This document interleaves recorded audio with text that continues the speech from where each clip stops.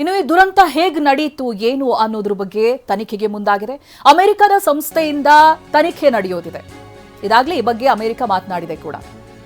ನಾವು ಯಾವ ರೀತಿಯಾಗಿ ಸಹಾಯವನ್ನು ಮಾಡಬಹುದು ಅವೆಲ್ಲವನ್ನೂ ಕೂಡ ಮಾಡ್ತೀವಿ ಅಂತ. ತನಿಖೆಯ ನೇತೃತ್ವವನ್ನು ವಹಿಸಲಿದೆ NTSB ಸಂಸ್ಥೆ, ರಾಷ್ಟ್ರೀಯ ಸಾರಿಗೆ ಸುರಕ್ಷತಾ ಮಂಡಳಿ.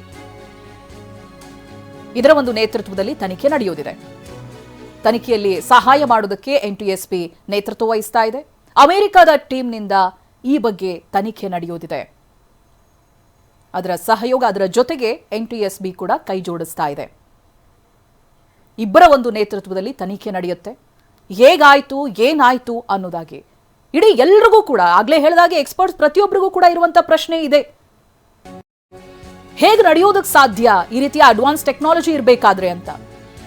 ಇದೇ ದುರಂತದಲ್ಲಿ ವೈದ್ಯ ಕುಟುಂಬ ನಾಶವಾಗಿದೆ. ಬದುಕು ಕಟ್ಟಿಕೊಳ್ಳುವುದಕ್ಕೆ ಹೋದವರ ದುರಂತ ಅಂತ್ಯವಾಗಿದೆ. ವಿಮಾನ ದುರಂತದಲ್ಲಿ ವೈದ್ಯ ಕುಟುಂಬವೇ ನಾಶವಾಗಿದೆ. ಒಂದೊಂದು ಕುಟುಂಬಗಳ ಕತೆ ಕೂಡ ಕಣ್ಣೀರು ತರಿಸುತ್ತೆ ನಿಮಗೆ. ಬದುಕು ಕಟ್ಟಿಕೊಳ್ಳುವುದಕ್ಕೆ ಹೋದವರ ಅಂತ್ಯ ಈ ರೀತಿಯಾಗಿದೆ ನೋಡಿ. ಪತಿ ಪ್ರತೀಕ್ ಜೋಶಿ ಅಂತ, ಹಾಗೆ ಪತ್ನಿ ಡಾಕ್ಟರ್ ಕೋನಿ ಸಾವನ್ನಪ್ಪಿದ್ದಾರೆ. ತಮ್ಮ 3 ಮಕ್ಕಳ ಜೊತೆಗೆ ಪ್ರಯಾಣವನ್ನು ಬೆಳೆಸ್ತಾ ಇದ್ರು.